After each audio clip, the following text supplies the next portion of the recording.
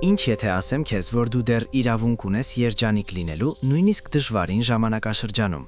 Ինչ եթե քո կյանքը, այնպիսին ինչպիսին որ կա հիմա, դեռ պտղաբեր հող է այն խաղաղության համար, որ Աստված ուզում է տալ քեզ։ Հնարավոր է դու հասել ես այստեղ հոգնած, շփոթված, ծանր սրտով, դրսից փորձելով ուժեղ լինել, իսկ ներսում լուր պայքարելով։ Եվ եթե դա ճիշտ է, մնա ինձ հետ մինչև վերջ, որովհետև այս ուղերձը գուցե հենց այն է, ինչ Աստված ուզում էր, որ դու լսես այսօր։ Շարունակելուց առաջ քեզ անում եմ կարճ ու անկեղծ հրավեր։ Բաժանորդագրվիր ալիքին, վայելիր այս տեսանյութը եւ դարձիր անդամ, որովհետեւ դա օգնում է մեզ հասցնել այս ուղերձը նրանց, ովքեր հիմա հույսի կարիք ունեն։ Հարց, որը գրեթե ոչ ոք չի համարձակվում տալ երջանկության մասին։ Կա մի հարց, որ շատերը խուսափում են բարձրաձայն տալ, որովհետեւ այն բացահայտում է ինչ-որ խոր բան։ Կարող եմ ես երջանիկ լինել այն կյանքով, որ ունեմ հիմա։ Ոչ իդեալական կյանքով, ոչ երազանքների կյանքով, այլ այս անկատար իրականությամբ, լի փորձություններով, ուշացումներով եւ անորոշություններով։ Այս հարցը մեզ անհանգստացնում է, որովհետև ստիպում է նայել ներս, ինքդ քեզ, իսկ մենք միշտ չէ որ պատրաստ ենք դրան։ Վաղ տարիքից մենք սովորում ենք, որ երջանկությունը պարգև է, ինչ որ բան, որ գալիս է նվաճումից, լուծումից, հաղթանակից կամ արժեքի ապացույցից հետո։ Եվ առանց գիտակցելու ամբողջ կյանքում հետաձգում ենք ուրախությունը, կարծես դա մրցանակ է նրանց համար, ովքեր ամեն ինչ ճիշտ են արել։ Բայց հոգին հոգնում է, սպասելով կատարյալ օրվան, որը երբեք չի գալիս այնպես, ինչպես մենք պատկերացնում ենք։ Հնարավոր է հիմա լսում ես սա եւ մտածում, կուզենայի երջանիկ լինել, բայց չեմ կարող անել այդքան շատ բաներ։ Եվ այս զգացումը հանդիպում է ավելի հաճախ, քան կարելի է մտածել։ Շատերը դրսից շփտում են, բայց ներսում ապրում են պատերազմի մեջ, մտածելով, որ հիմա խաղաղություն զգալը գրեթե սխալ է կամ անպատասխանատվություն։ Բայց թույլ տուր ասեմ քեզ մի կարևոր բան. Աստված երբեք չի պայմանավորել քո խաղաղությունը քո կյանքի կատարյալությամբ։ Հովհաննես 14:27-ում Հիսուսն ասում է. Իմ խաղաղությունն եմ տալիս ձեզ, ես այն ձեզ տալիս եմ ոչ այնպես, ինչպես աշխարհն է տալիս։ Սա նշանակում է, որ Աստծո խաղաղությունը կախված չէ արտաքին տեսարանից, այլ նրա ներկայությունից։ Ճիշտ հարցը գուցե ոչ թե երբ ամեն ինչ ավելի լավ կդառնա,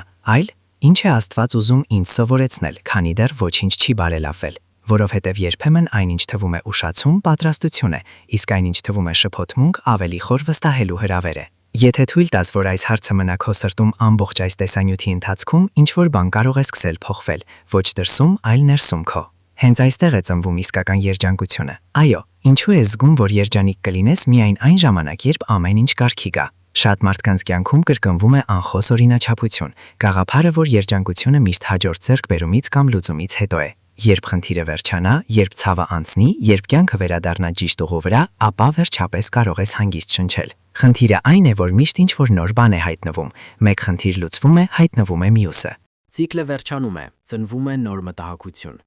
Եվ առանց գիտակցելու դու մշտապես ապրում ես գոյատևման ռեժիմում, մտածելով, որ ուրախությունը կգա միայն այն ժամանակ, երբ այլևս փորձություններ չլինեն։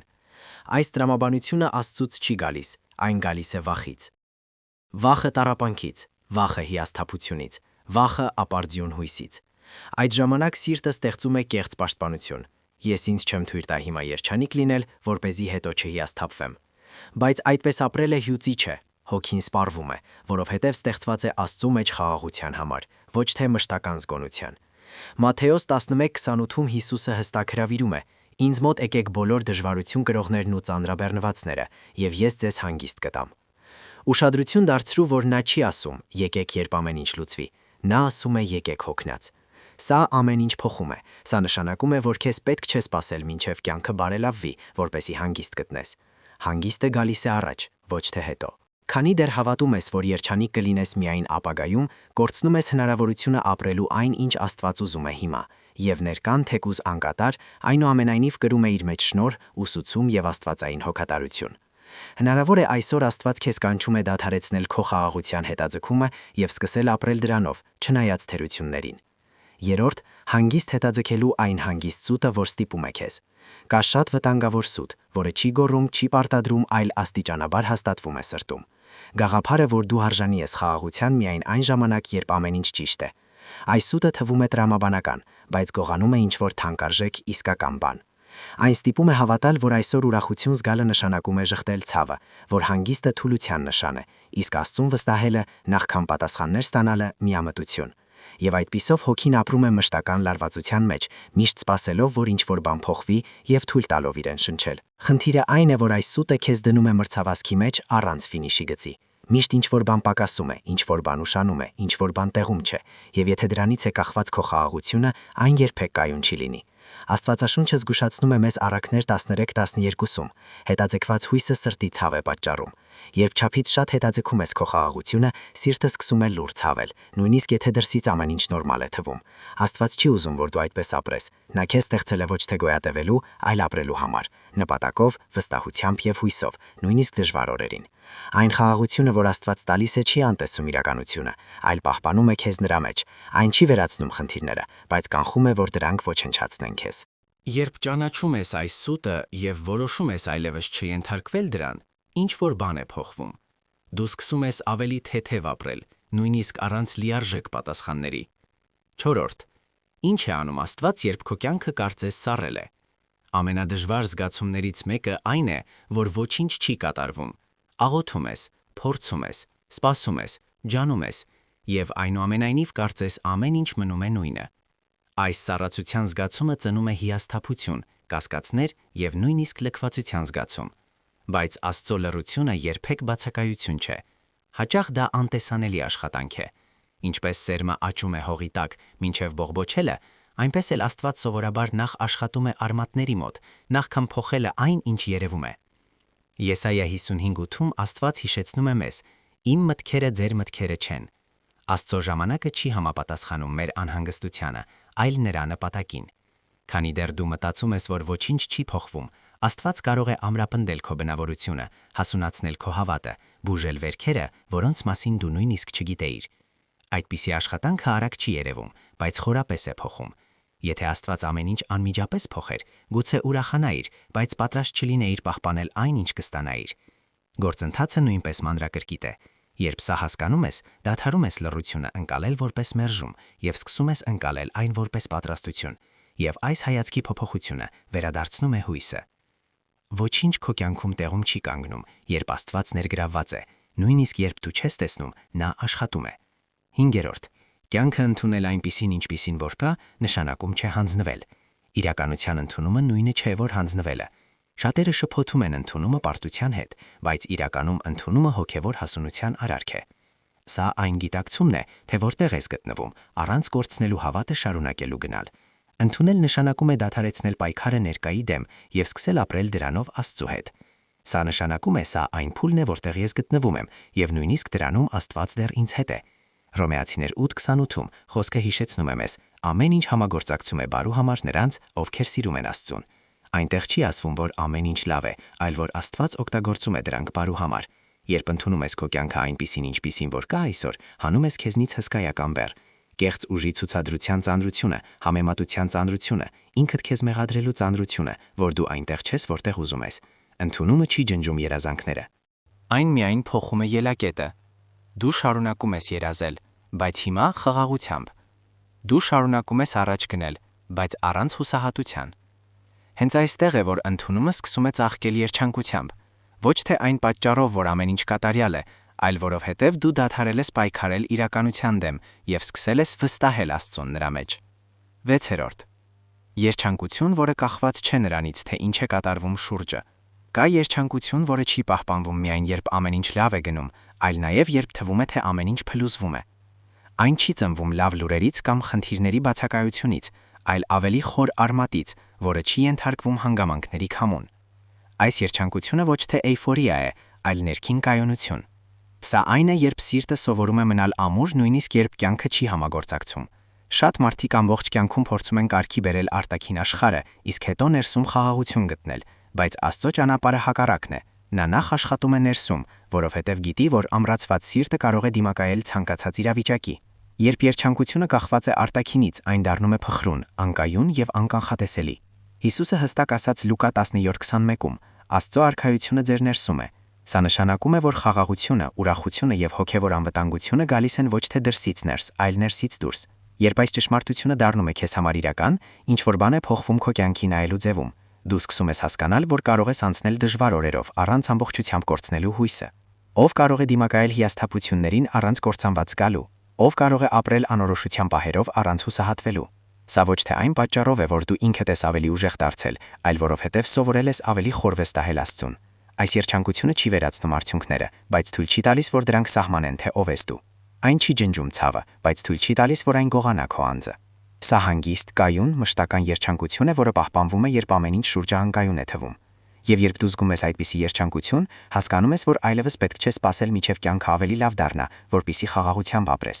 Խաղաղությունը սկսում է գնալ քեզ հետ, նույնիսկ անկատարության մեջ։ 7. Ներքին վերքերը, որոնք գողանում են քո ուրախությունը, նույնիսկ եթե դու դա չես գիտակցում։ Հաճախ մեր երջանկությունն ամենաշատը խլում է ոչ թե այն, ինչ կատարվում է հիմա, այլ այն, ինչ մնացել է չլուծված մեր ներսում։ Հին վերքեր, խոսքեր, որոնք վիրավորել են, չբուժված մերժումներ, հիասթափություններ, որոնք երբեք չեն հանձնվել Աստծուն։ Այս ամենը լուր կուտակվում է, մինչև դառնում է հուզական ծանրություն։ Կարող ես շարժվել առաջ, աշխատել, շփտալ, կատարել պարտականություններդ, բայց ներսում զգում ես հոգնածություն, որը չի անցնում, կարծես ինչ-որ բան անընդհատ կլանում է քո էներգիան, մոտիվացիան եւ ուրախությունը։ Եվ սովորաբար հենց այդպես է լինում։ Վերքեր, որոնք երբեք չեն բուժվել։ Աստվածաշնչում Առաքներ 4:22-ում ասվում է. ամենից առաջ պահիր քո սիրտը, որովհետև դրանից են բխում կյանքի աղբյուրները։ Եթե սիրտը վիրավորված է, այն ամենը, ինչ բխում է դրանից, գալիս է ցավից, վախից կամ անվստահությունից։ Աստված չի անտեսում այդ վերքերը։ Նա չի սպասում, որ դու միշտ ուժեղ լինես։ Հակառակը, նա հրավիրում է քեզ հրաժարվել նրանից, ինչ ցավ է պատճառում։ Սաղմոս 34:18-ում գրված է, որ Տերը մոտ է նրանց, ում սիրտը կոտրված է։ Մինչ այդ վերքերը չեն բուժվում, կարող են լինել նույնիսկ երջանիկ պահեր, բայց մշտական խաղաղություն դժվար թե լինի։ Ուրախությունը գալիս եւ գնում է, որովհետեւ ներսում ինչ-որ բան դեռ արյունահոսում է։ Աստված ուզում է ոչ միայն լավ պահեր տալ քեզ, այլ ավելի ամբողջական կյանք։ Ներքին բուժումը արագ գործընթաց չէ, բայց ազատագրող է։ Յուրաքանչյուր վերք, որ տրվում է Աստծուն, տեղ է զիջում ավելի հասուն, ավելի քիչ փխրուն եւ շատ ավելի խոր ուրախության։ 8. Ինչու է ամեն ինչ վերահսկելու փորձը քեզ ավելի հոգնեցնում։ Կա հոգնածության տեսակ, որը առաջանում է ոչ թե չափից ավելի առաջադրանքներից, այլ չափից ավելի վերահսկողությունից։ Սա հոգնածությունն է ամեն ինչ կանխատեսելու, սխալներից խուսափելու, ցավը կանխելու եւ արդյունքը երաշխավորելու փորձերից։ Այդպիսի ծանրություն մարդկանց համար նախատեսված չէ։ Երբ փորձում ես ամեն ինչ վերահսկել, ապրում ես մշտական զգոնության վիճակում։ Քո միտքը չի հանգստանում, սիրտը չի հանգստանում, եւ ցանկացած անսպասելի իրադարձություն թվում է սպառնալիք։ Սա առաջացնում է անհանգստություն, վախ եւ մշտական անբավարարության զգացում։ Առաքներ 3:5-ում Աստված հստակ ուղղորդում է մեզ. վստահիր Տիրոջը ամբողջ սրտով քո եւ մի հենվիր քո սեփական խելքի վրա։ Ոչ թե որովհետեւ մտածելը սխալ է, այլ որովհետեւ վստահությունը թեթևացնում է այն ծանրությունը, որը երբեք չպետք է մենակ կրել։ Ամեն ինչ վերահսկելը նշանակում է փորձել զբաղեցնել ուրիշի տեղը։ Սա Աստծուն պատկանող պատասխանատվությունը իր վրա վերցնելու փորձ է, եւ դա միշտ ավարտվում է հուզական եւ հոգեվոր հոգնածությամբ։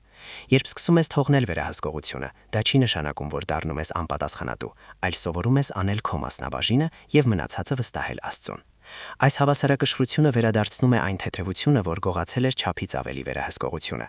Երջանկությունը սկսում է նորից հայտնվել, երբ դադարում ես ամեն ինչի հետ պայքարել եւ սկսում ես հանգստանալ նրա մեջ, ով իսկապես պահպանում է քո կյանքը։ 9. Վստահել Աստծուն փոխում է ամեն ինչ ներսում։ Վստահել Աստծուն ոչ թե զգացում է, այլ որոշում։ Հաճախ դու վստահում ես նույնիսկ առանց տեսնելու, առանց ակնթարթային արդյունքներ ստանալու։ Եվ հենց այդ պահին ներսում քո սկսում է փոխվել ինչ-որ խոր բան։ Երբ վստահում ես, միտքը դանդաղում է, սիրտը խաղաղություն է գտնում, մտքերդ դադարում են պտտվել շրջանակով։ Ոչ թե որովհետև խնդիրները անհետացել են, այլ որովհետև դու այլևս չես փորձում ինքդ լուծել դրանք։ Աստվածաշնչում Սաղմոս 37:5-ում ասվում է. քո ճանապարհը Տիրոջը հանձնիր, վստահիր նրան եւ նա կգործի։ Այս հանձնումը փոխում է ոչ միայն ապագան, այլ նաեւ ներկան։ Այն փոխում է քո ապրելաձևը, ինչ սպասում ես։ Վստահությունը անհանգստությունը վերածում է սպասման, վախը հույսի, ծանրությունը հանգստի։ Սա խոր հոգևոր փոխանակում է։ Նույնիսկ երբ արտաքին փոփոխություններ չկան, ներսում ինչ-որ բան վերակառուցվում է։ Դու սկսում ես այլ կերպ արձագանքել, այլ կերպ մտածել, այլ կերպ զգալ։ Եվ սա փոխում է ամեն ինչ։ Երջանկությունը սկսում է դրսևորվել որպես այդ վստահության հետևանք, ոչ թե որպես նպատակ։ Դա տեղի է ունենում, որովհետև սիրտը գտել է անվտանգ տեղ հանգստանալու համար։ 10. Ինչպես կարող է քո միտքը սաբոտաժ անել քո սեփական երջանկությունը։ Հաճախ քո կյանքի ամենամեծ պայքարը տեղի չի ունենում շուրջդ, այլ քո մտքի ներսում։ Բացասական մտքեր, մշտական ինքնաքննադատություն, ապագայի վախ եւ անցյալի հիշողություններ ստեղծում են ներքին միջավայր, որտեղ երջանկությունը չի կարող մնալ։ Հնարավոր է ունես շնորհակալ լինելու պատճառներ, բայց քո միտքը պնդում է կենտրոնանալ այն բանի վրա, ինչ պակասում է։ Հնարավոր է առաջընթաց ես գրանցում, բայց միտքդ համոզում է քեզ, որ դա բավարար չէ։ Այս ներքին սաբոտաժը լուռ է, բայց չափազանց հզոր։ Հռոմեացիներ 12:2-ում մեզ ասվում է. «Փոխակերպվեք ձեր մտքի նորոգմամբ»։ Աստված գիտի, որ խառնաշփոթ միտքը ծնում է խառնաշփոթ կյանք։ Մտքերը չեզոք չեն, դրանք ձևավորում են հույզերը, որոշումները եւ վարքը։ Մինչ չսովորես ճանաչել եւ հակադրվել այն մտքերին, որոնք խլում են քո խաղաղությունը, դու կապրես հուզականորեն հոգնած։ Նույնիսկ երբ կյանքը այդքան ծանր չի թվում, Աստված ուզում է փոխել քո մտածելակերպը, որպեսզի փոխի քո ապրելաձևը։ Երբ միտքը խաղաղություն է գտնում ճշմարտության մեջ, սիրտը հետևում է նրան, եւ հենց այդ ներքին համահունչության մեջ երջանկությունը դադարում է լինել անկայուն բան եւ դառնում է Աստծով պահպանվող մտքի վիճակ։ 11-րդ մտածելակերպի փոփոխություն, որը բացում է տեղ խաղաղության համար։ Մարդու կյանքում ոչինչ էականորեն չի փոխվում, քանի դեռ մտածելակերպը մնում է նույնը։ Շատերը խնդրում են Աստծուն արտաքին փոփոխություններ, բայց դիմադրում են ներքին վերափոխմանը։ Նրանք ուզում են նոր արդյունքներ, բայց շարունակում են կերակրել նույն մտքերով, որոնք իրենց բանտարկել են, եւ սա ստեղծում է անտեսանելի շրջան հիասթափության եւ հոգնածության։ Մտքերը ձևավորում են զգացմունքները, զգացմունքները ձևավորում են վերաբերմունքները, վերաբերմունքները ձևավորում են ճակատագրերը։ Ահա թե ինչու Աստվածաշունչը այդքան հստակ ասում է Առակներ 23:7-ում. «Ինչպես մարդը մտածում է իր սրտում, այդպես էլ նա է»։ Քո կյանքի ամենակարևոր մարտադաշտը ոչ թե արտաքինն է, այլ այն, ինչ կատարվում է քո մտքի ներսում։ Մշտապես բացասական, կասկածամտորեն կամ ինքնաքննադատական միտքը չի կարող պահպանել երջանկությունը, նույնիսկ երբ հանգամանքները բարելավվում են։ Միշտ ինչ-որ բան սխալ կլինի, ինչ-որ բան անբավարար, ինչ-որ բան սպառնալիքային։ Խաղաղությունը չի կարող մնալ այնտեղ, որտեղ մտքում պատերազմ է ընթանում։ Աստված ուզում է ոչ միայն մխիթարել քեզ, այլ վերափոխել քեզ։ Մտքի նորոգումը նշանակում է սովորել նայել կյանքին ճշմարտության ոսպենյակով, ոչ թե վախի։ Սա նշանակում է դադարեցնել ամեն ինչ մեկնաբանել վերքերից ելնելով եւ սկսել մեկնաբանել հավատից։ Երբ փոխում ես քո մտածելակերպը, դու չես շղթում իրականությունը, այլ ընտրում ես չթույլ տալ, որ այն տիրի քեզ։ Դու սկսում ես արձագանքել ավելի հավասարակշռված, որոշումներ կայացնել ավելի պարզ եւ զգալ ավելի հոգեվոր հասունություն։ Հենց այս պահին խաղաղությունը սկսում է իրական տեղ զբաղեցնել քո ներսում, ոչ որպես անցողիկ զգացում, այլ որպես ամուր հիմք, որը պահպանում է քո կյանքը, նույնիսկ երբ ամեն ինչ շուրջը անկայուն է թվում։ 12. Նպատակի որոնումը նույնիսկ անկատար կյանքում։ Անբավարարվածության ամենագլխավոր պատճառներից մեկը այն զգացումն է, որ կյանքը կորցրել է իր իմաստը։ Երբ մարդը չի տեսնում նպատակ, ցանկացած դժվարություն չափից ավելի ծանր է դառնում։ Բայց ճշմարտությունն այն է, որ նպատակը չի ծնվում կատարյալությունից, այլ Աստծո հետ գնալու պատրաստակամությունից, նույնիսկ առանց ամեն ինչ հասկանալու։ Շատերը կարծում են, որ կգտնեն իրենց կոչումը միայն այն ժամանակ, երբ ամեն ինչ կարգի լինի, երբ իրենց պատրաստ զգան կամ երբ վերջապես կայունություն հասնեն։ Բայց Աստվածաշունչը ցույց է տալիս հակառակը։ Աստված բացահայտում է նպատակը խառնաշփոթի, ցավի եւ անկատարության մեջտեղում։ Հովսեփը հասկացավ իր նպատակը դավաճանության մեջ, Մովսեսը անապատում, Դավիթը հետապնդման մեջ, Պողոսը բանտում։ Աստված երբեք չի սпасել իդեալական պայմանների, որովհետև ինքը ստեղծում է իմաստ այնտեղ, որտեղ նախկինում միայն խառնաշփոթ էր։ Քո անցյալը չի անարժեքացնում քո կոչումը, քո ձախողումները չեն չեղարկում այն, ինչ Աստված դրել է քո մեջ։ Հակառակը, հենց այդ դժվար փորձառություններն են հաճախ ձևավորում քո զգայունությունը, կարեկցանքը եւ ուրիշներին օգնելու կարողությունը։ Նպատակը ոչ միայն մեծ, տեսանելի կամ ճանաչված ինչ-որ բան անելն է։ Հաճախ նպատակը Աստծո գործիք լինելն է պարզի, ամենօրյայի, լռության մեջ։ Դա ապրել այնպես, որ արդարացնի, նույնիսկ եթե ոչ ոք ծափ չի տալիս։ Երբ հասկանում ես, որ քո կյանքն իմաստ ունի, երջանկությունը այլևս կախված չի իրավիճակից, այն ծնվում է իմաստից, եւ իմաստով ապրելը լիովին փոխում է այն, թե ինչպես ես նայում կյանքին։ 13. Ինչու է քո նվերը պատիժ չէ, այլ գործընթաց։ Շատ մարդիկ ապրում են ներկայի հետ կոնֆլիկտի մեջ, որովհետև համարում են այն սխալ, ուշացում կամ պատիժ։ Նրանք նայում են իրենց կյանքին եւ մտածում. ես պետք է լինեմ ուրիշ տեղ։ Այս միտքը ծնում է մեղքի, համեմատության եւ հուսահատության զգացում, բայց այն ներկան, որտեղ դու գտնվում ես, պատահական չէ։ Աստված չի կորցրել վերահսկողությունը քո պատմության նկատմամբ։ Սաղմոս 37:23-ում գրված է, որ արդարի ճանապարհները Տիրոջ կողմից են հաստատված։ Սա ներառում է բարդ, խճճված եւ անսպասելի քայլերը։ Ներկան այն վայրն է, որտեղ Աստված ավելի խոր է գործում քո մեջ։ Թեև դու ուզում ես բաց թողնել այս փուլը, Աստված օգտագործում է հենց այն քեզ հասունացնելու եւ պատրաստելու համար առաջիկայինը։ Երբ դիմադրում ես ներկային, ապրում ես ներքին պատերազմի մեջ։ Բայց երբ ընդունում ես այն հավատով, սկսում ես տեսնել ուսուցում, աճ եւ ուղղություն այնտեղ, որտեղ նախկինում տեսնում էիր միայն հիասթափություն։ Սա չի նշանակում, որ պետք է վայելես ամեն ինչ, ինչով անցնում ես, այլ նշանակում է վստահել, որ ոչինչ չի վատնվում։ Աստված ցավոտ գործընթացները վերածում է հոգևոր կերտման գործիքների։ Երջանկությունը սկսում է հայտնվել, երբ դադարում ես պայքարել ներկայի դեմ եւ սկսում ես ապրել Աստծո հետ քո ներսում։ 14. Ինչպես ապրել խաղաղությամբ այն, ինչ ունես այսօր։ Այն, ինչ ունես այսօր, ընդունել խաղաղությամբ, նշանակում է ոչ թե հաշտվել, այլ հոգևոր պարզություն ունենալ։ Սա այն հասկացողությունն է, որ ներկան սխալ չէ, որը պետք է շտկել, այլ այն վայրն է, որտեղ Աստված որոշել է բացահայտվել։ Շատերը հյուծված են ապրում, որովհետև հուզականորեն միշտ այլ ժամանակում են, կպչած անցյալին կամ անհանգստանալով ապագայի համար, մինչ ներկան մնում է աննկատ, լուռ եւ լի աճի հնարավորություններով։ Կա հատուկ ցավ, որը առաջանում է, երբ մերժում ես հենց փուլը։ Սա կյանքի ցավ է, համեմատություն, ինքդ քեզ պահանջներ, ուշացածության կամ անբավարարության զգացում։ Այս ներքին կոնֆլիկտը Աստծուց չի գալիս։ Աստված երբեք չի կանչել քեզ ապրելու պատերազմի մեջ քո սեփական պատմության հետ։ Նա կանչել է քեզ գնալ նրա հետ նրա մեջ, քայլ առ քայլ, նույնիսկ երբ չես հասկանում ամեն ինչ։ Աստվածաշունչը մեզ սովորեցնում է Սաղմոս 118:24-ում. Սա այն օրն է, որ ստեղծեց Տերը, ուրախացեք եւ ցնծացեք այնտեղ։ Ուշադրություն դարձրու, որ տեքստում չի ասվում իդեալական օրվա մասին, այլ այն օրվա մասին, որ գոյություն ունի։ Այսօր բավարար շնորհ կա, երբ ընտրում ես ապրել Աստծո հետ, ոչ թե քո դեմ։ Երբ սովորում ես ապրել խաղաղությամբ այն, ինչ ունես, համեմատությունը կորցնում է ուժը։ Մյուսի կյանքը դադարում է լինել հղում։ Մյուսի ռիթմը դադարում է ճնշել քեզ։ Դու սկսում ես հասկանալ, որ յուրաքանչյուր պատմություն ունի իր ժամանակը, իր գործընթացը եւ իր հասունացումը։ Այնինչ թվում է հետ մնալ, հաճախ պաշտպանություն է։ Այնինչ թվում է ժամանակավոր, հաճախ լուծվում է։ Շնորհակալությունը դառնում է հզոր հոգևոր պրակտիկա այս գործընթացում։ Ոչ մակերեսային շնորհակալություն, այլ գիտակցված շնորհակալություն, որը ճանաչում է փոքր հաղթանակները, լուր փրկությունները եւ ուժերը, որոնց մասին նույնիսկ չգիտեիր։ Թեսալոնիկեցիներ 5:18-ում մեզ ասվում է շնորհակալ լինել ամեն հանգամանքում, որովհետև շնորհակալությունը վերակառուցում է սիրտը։ Երբ ապրում ես խաղաղությամբ այն, ինչ ունես այսօր, երջանկությունը դադարում է լինել հեռավոր խոստում եւ դառնում է ամենօրյա փորձառություն, անկատար, բայց իսկական, կայուն եւ խորաբես Աստծով պահպանված։ 15.